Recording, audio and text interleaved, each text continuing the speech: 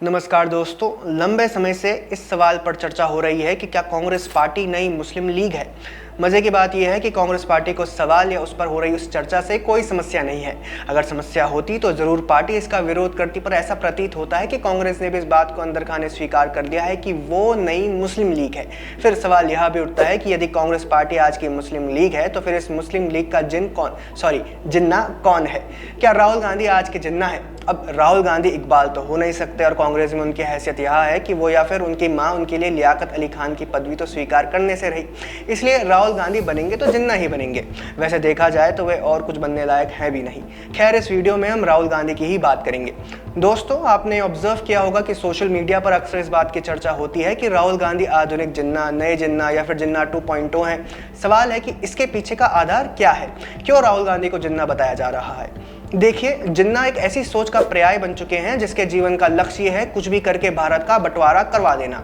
उसके लिए जिन्ना को चाहे कुछ भी कहना पड़े या करना पड़े, चाहे देश में अपनी प्रजा से मदद लेनी पड़े या फिर विदेश में अपने राजा से, मतलब कुछ भी करके देश का बंटवारा करवा देना है ताकि टोटल राजनीतिक सत्ता के एक हिस्से पर कब्जा किया जा सके। स्वतंत्रता आंदोलन के दौरान शुरुआत में कांग्रेस के साथ रहने के बाद मोहम्मद अली जिन्ना मुस्लिम लीग में चले गए थे।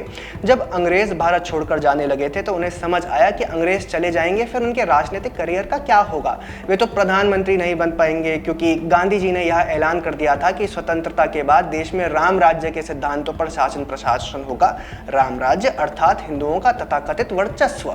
ऐसे में प्रधानमंत्री बनने के लिए, सत्ता हासिल करने के लिए उन्होंने मुसलमानों के लिए अलग देश की मांग की, जो बाद में पाकिस्तान के तौर पर हमारे सामने आया। कुछ भी करके सत्ता हासिल करने की यही प्रवृत्ति अब कांग्रेस नेता राहुल गांधी में दिखाई दे रही है। आप पिछले 3-4 वर्षों के उनके बयान देखिए, उनके बयानों में एक पैटर्न दिखाई देता है। वे निरंतर देश को, राज्यों को, हिंदू समाज को बांटने वाली बयानबाजी करते दिखाई देते हैं। वे देश को एक राष्ट्र न मानकर कहते हैं कि भारत राज्यों का समूह है। वे देश के दक्षिणी हिस्से में जाकर देश के उत्तरी हिस्से के विरुद्ध बयान देते दिखाई देते हैं। वे महाराष्ट्र में खड़े होकर गुजरात के विरुद्ध बयान देते हैं। वे हिंदुओं को जाति के आधार पर बांटने के लिए लगातार भाषणबाजी करते हैं।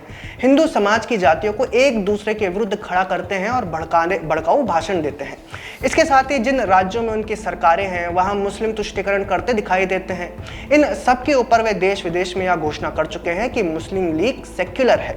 इसके पीछे का उद्देश्य सिर्फ एक ही है कि कुछ भी करके केंद्र की सत्ता हासिल करना, कुछ भी करके प्रधानमंत्री बनना। यही तो जिन्ना ने किया था। इसी पैटर्न पर जिन्ना ने भी देश को 2 टुकड़ों में तोड़ने का षड्यंत्र किया था।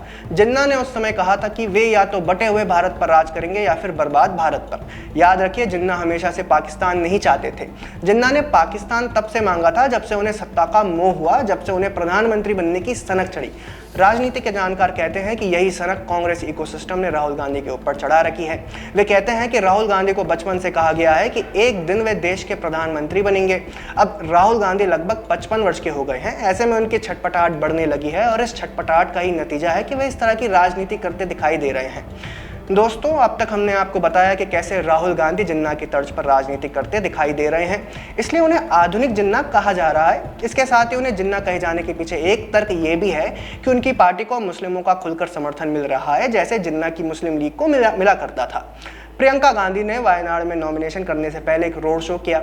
उसकी तस्वीरें देखिए, इसमें आपको हर तरफ हरे झंडे ही दिखाई देंगे। एक भी तिरंगा आपको इस रोड शो में नहीं मिलेगा। इसी तरह के हरे झंडे जिन्ना की रैलियों में भी दिखाई दिया करते थे। वरिष्ठ पत्रकार कहते हैं कि आज राहुल गांधी मुस्लिम समाज के बीच में, विशेष तौर पर मुसलमान युवाओं के बीच में काफी लोकप्रिय हैं। मुस्लिम युवा उन्हें अपने हीरो के तौर पर देखते हैं, जैसे एक समय में जिन्ना को मुस्लिम युवा देखा करते थे। मुस्लिम युवा और मुस्लिम समाज बार बार अपने मतदान से यह सिद्ध भी कर देता है। लोकसभा चुनाव 2024 हो या फिर हाल ही में संपन्न हुआ हरियाणा विधानसभा चुनाव हो, मुस्लिमों ने एक तरफा राहुल गांधी को वोट दिए हैं। कांग्रेस की सरकार को मुस्लिम युवा हमारी सरकार कहती है। आपको विश्वास ना हो तो इस नौजवान को देखिए। ये जो सरकार अब आपकी है, कानून आपका है, जो करना है कर लो। और फिर जब सरकार बदलेगी, पुराने वाला दो ला देंगे, इतिहास वही पुराना वाला हो जाएगा। कौन सी सरकार है आपकी जिसको आप अपना मानते हैं? कांग्रेस। इस तरह से देखें तो राहुल गांधी जिस तरह की राजनीति कर रहे हैं वही राजनीति है जिसके कारण उन्हें आधुनिक जिन्ना कहा जा रहा है। क्या आपको भी राहुल गांधी आधुनिक जिन्ना लगते हैं? कमेंट सेक्शन में हमें जरूर बताएं। तब तक चैनल सब्सक्राइब भी कर लें और जय हिंद।